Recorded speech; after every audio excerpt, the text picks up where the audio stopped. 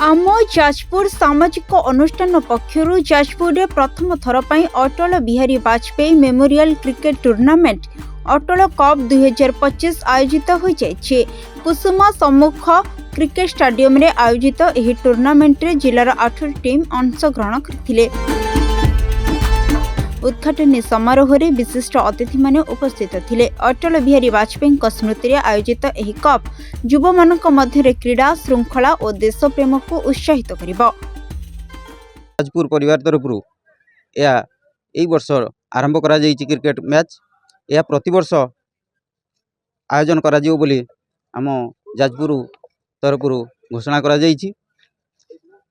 हमर एथर 8टी टीम ए मैच रे भाग नहीं।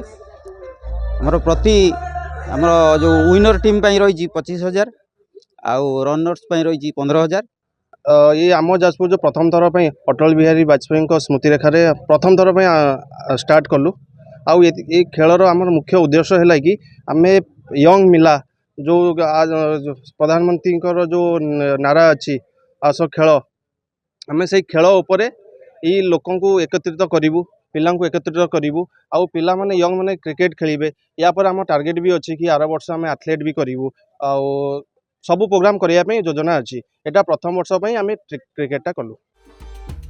जाजपुर टाउन असित कुमार राय रिपोर्ट, सरकार न्यूज।